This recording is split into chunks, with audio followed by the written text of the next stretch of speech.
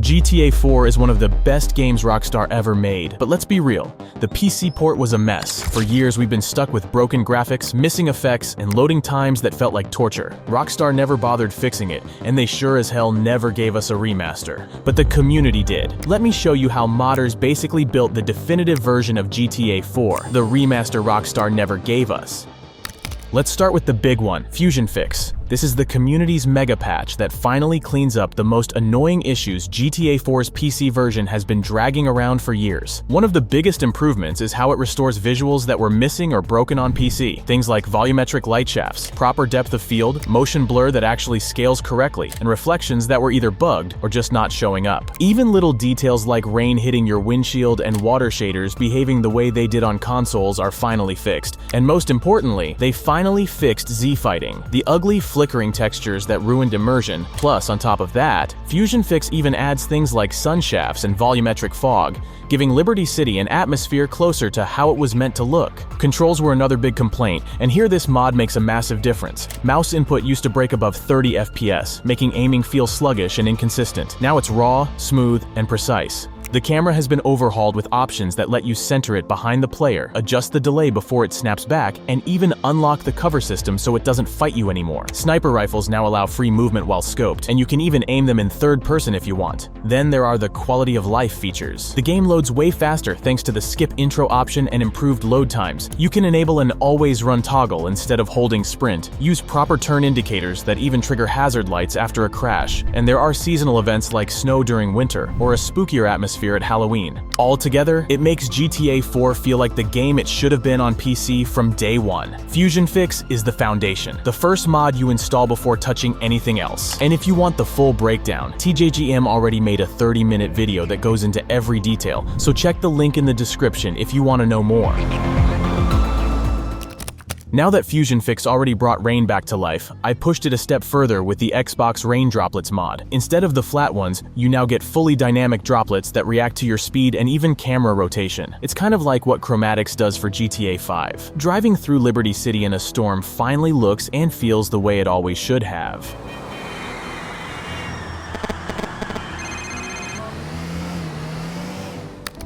Now moving on to the next must-have, the Various Fixes pack. This one is honestly insane, and by insane I don't mean file size, I mean the sheer amount of stuff it actually fixes. We're talking hundreds of small details, wrong materials, textures, LODs, shadows, fences, trees, even characters. Some things got restored, some got improved, and in general it's like a cleanup job Rockstar should have done themselves, but never did. What's even better is the installation. Just drag and drop. It's fully compatible with Fusion Fix, so you don't have to mess around with complicated setups. And looking at the changelog and screenshots, the level of attention to detail here is wild. The modders went through Liberty City and basically patched up all the little things you might never even notice. And let's be real, there are rumors about a GTA 4 port coming to PS5, but I'd bet they won't even include 10% of what this mod does. If you're trying to properly remaster GTA 4 for yourself, this is absolutely a must-have.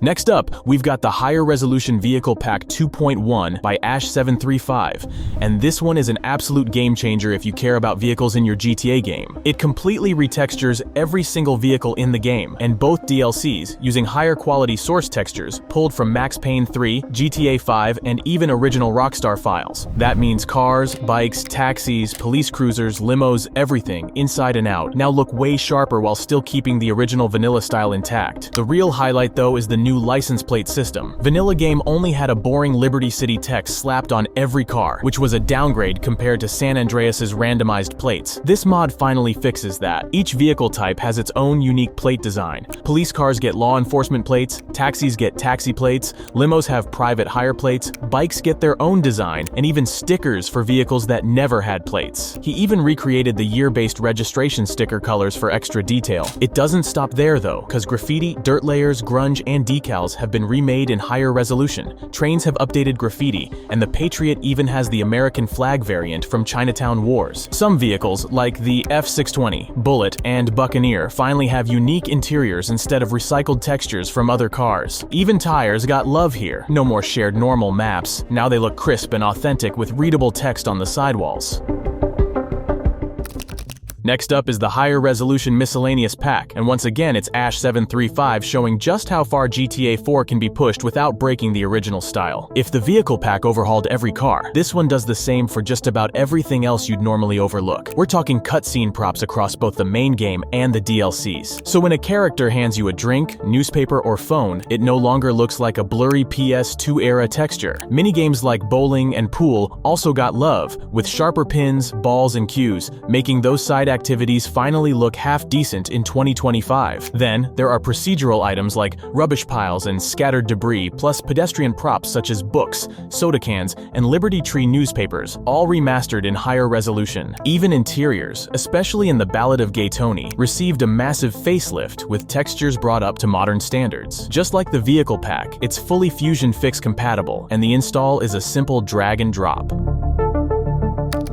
And let's get back to the vehicles again. And yeah, this one might be a bit controversial. Normally, when you talk about a remaster, it's more about improving what's already there, not throwing in a bunch of new stuff. But honestly, I couldn't help myself here. Instead of just sticking with the old cars, I grabbed this massive add-on pack from Nexus that adds over 200 new vehicles into the traffic. The good thing is, they're all lore-friendly, so nothing feels out of place, and they even include cars from the DLCs. Quality-wise, they line up perfectly with Ash's vehicle pack, even down to the license plates, so it all blends together really well. The author also made sure the cars actually fit 2008 setting, so you're not seeing anything that breaks the game's timeline. The end result is that Liberty City traffic feels way more alive. Instead of running into the same cars over and over, I'm finding new ones everywhere across the map, which just makes the city feel fresher to drive around in.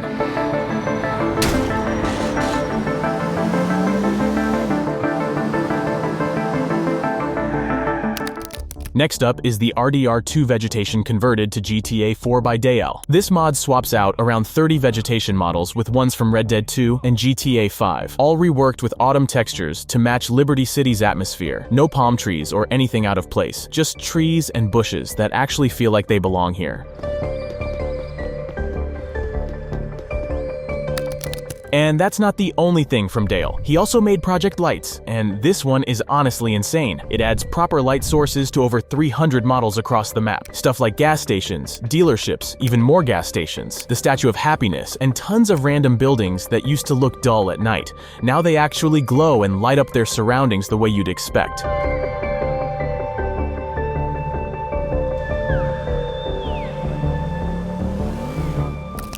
And to push the lights even further, I also grabbed the volumetric lights mod. This one basically gives every lamppost across the entire map proper volumetric shafts, and it looks insane, especially at night or during foggy weather. The mod is fully customizable, so you can tweak intensity or even disable it in certain conditions, but honestly, the default setup already makes a huge difference. It works fine alongside Project Lights right now, though Dale mentioned he's updating his mod to officially support it.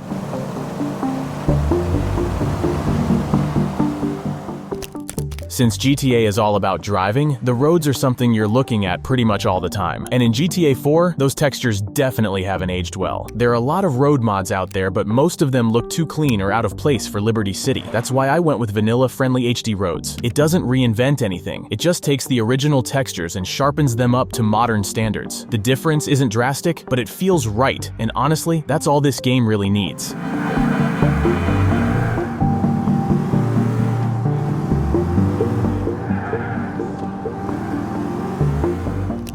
Now, this one is more of an optional thing. Since the idea here was to make a GTA 4 remaster, I wanted to keep that original dark, gritty vibe, because that's a huge part of what makes the game feel the way it does. But if you were never really into that look, Dale's natural time cycle gives the game a very different atmosphere. It makes Liberty City brighter, more vibrant, and way more natural looking. I tested it for a while, and honestly, it feels great. The sunsets are still just as striking as in the original, but now they look even better when paired with Fusion Fix sun shafts.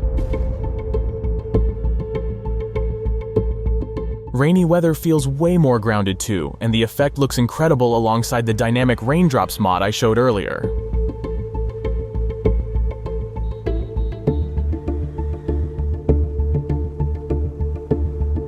Daytime in general feels more alive thanks to the stronger colors, while the volumetric fog gives the city this hazy, smog-filled atmosphere. Like the air isn't perfectly clean, but in a way that feels authentic to Liberty City.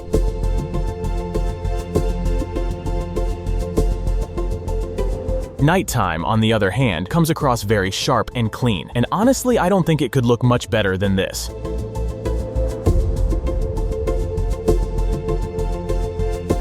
Overall, to me, it rounds out the whole package and makes the game's visuals feel more complete. But still, I keep wondering, if Rockstar ever officially remastered 4, should they stick with the original color grading, or should they go for something closer to what Dale did here? Let me know what do you think in the comments down below.